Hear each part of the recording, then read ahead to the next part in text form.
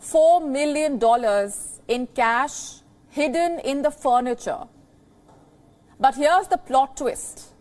This money was actually black money that was stashed there. So what does the owner of the farm do? He recovers some of the loot and instead pays the robbers to keep quiet. And now let me tell you the bigger plot twist. The owner of this farm is South Africa's president, Cyril Ramaphosa.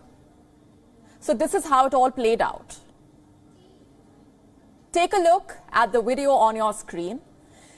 The video was released by the Economic Freedom Fighters. This is an opposition party in South Africa. They alleged that this is the CCTV footage of the robbery. Criminals broke into Ramaphosa's Fala wildlife farm. They discovered large sums of money. The money was hidden in various pieces of furniture.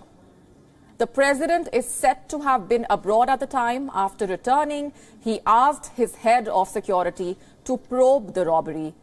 They recovered some of the stolen loot. All of them were then paid nearly $10,000 to stay silent. Things escalated on the 1st of June. Arthur Fraser is the former head of the South African State Security Agency. This is the country's spy agency. So he walked into a police station in Johannesburg, filing a criminal complaint against the president, Cyril Ramaphosa. What was the complaint about? Fraser accused Ramaphosa of kidnapping, bribery, and money laundering. He also accused him of concealing a crime at his farm.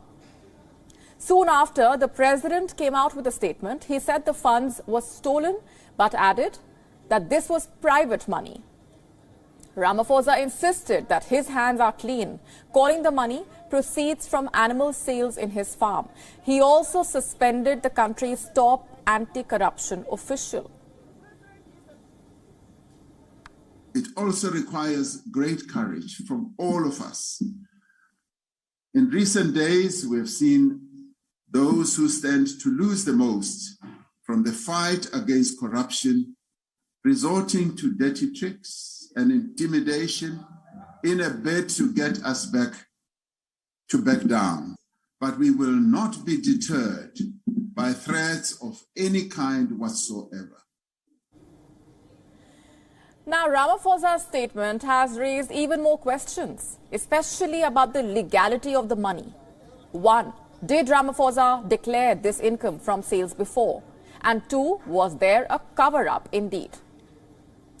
Either way, the allegations are embarrassing for the president. The scandal may affect Ramaphosa's chances of being re-elected as the ANC chairperson in December. For now, he has his party's support, but the opposition is asking him to step aside. Ramaphosa had vowed to stamp out corruption when he came to office. So to be involved in a corruption scandal himself is embarrassing, to say the least. But the scandal could be more politically damaging for his party, ANC, than for the leader. During Ramaphosa's presidency, ANC has seen its popularity slide. The party recorded its worst poll result ever in local elections in 2021. The ANC is also grappling with two other high-level corruption cases. The Gupta brothers have been arrested in the UAE. The Indian-born brothers face charges of political corruption under former South African President Jacob Zuma. Zuma is currently facing trial in another case involving a $2 billion arms deal in the 1990s.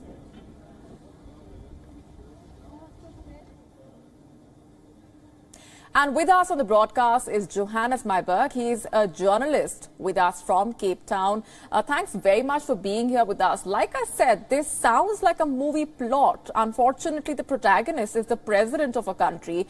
If you can just piece together what happens from here onwards. We understand an investigation is pending, but how fair can that probe be, given that Cyril Ramaphosa continues to remain president, and should he not be stepping aside for that probe to continue? Yes, your introduction was very accurate, where you called this a very bizarre case. I think many of us are still trying to come to terms to understand what exactly is going on. This came from out of nowhere. The news broke on Sunday of this alleged break-in, which happened 2 years ago already. As you said, the background is we're looking at the most advanced economy in Africa, beleaguered with corruption, and a president coming to power saying that he will address this, particularly the alleged corruption under his predecessor, who is from the same party. And now he is involved in this really, really strange case that might bring him down. Probably won't bring down the party in the next elections, but it certainly may trigger the downfall of the president. And what then becomes of the image of the country, what happens becomes of the fight against corruption. What needs to happen next now is our prosecuting authority is investigating these allegations to see how, is there a case for money laundering? Why did he have millions of dollars at his house that were undeclared? He also, this robbery happened while he was a member of cabinet. He was the deputy president at the time. Wasn't allowed to be having other incomes at the time other than his work for the government. Now, he is one of the richest men in the country, and he did make his millions in business. So there's a lot of questions that need to be answered.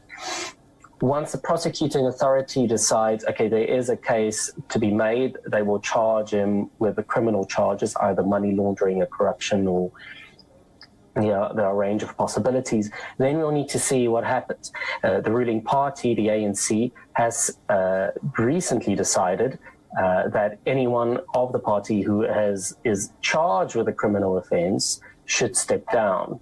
So does this apply to Mr. Ramaphosa? We'll have to see. Also, no one really expected this to happen. It came rather from out of the blue. Right. If you can also briefly summarize for us what Cyril Ramaphosa's defense has been. Now, he claims, when questioned about the legality of this money, that these are proceeds from animal sales, from sales from that farm. But this money was found, we understand from the reports, hidden inside furniture items. So why do that? And also, he has, we understand, sacked his country's top anti-corruption official.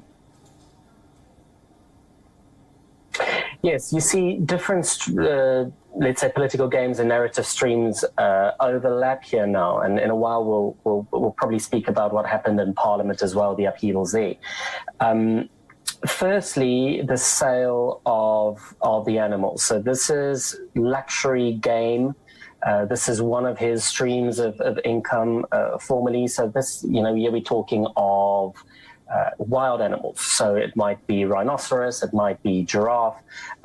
He is quite well known for his trade in sort of South African buffalo.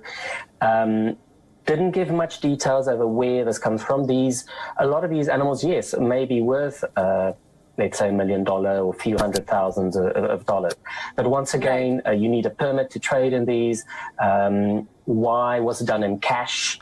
And then, as you say, bizarrely, allegedly, some of the money was stashed in, for example, a couch. So why have millions of dollars in cash stashed in a couch at your farm, and then when it's stolen, you don't report it to the police? He hasn't given much more detail than that, saying that the police should be left to investigate the case and then make a decision. But that is also a standard answer for politicians in South Africa. They'll say, it's under investigation, I don't want to incriminate myself, we need to let the law take its course.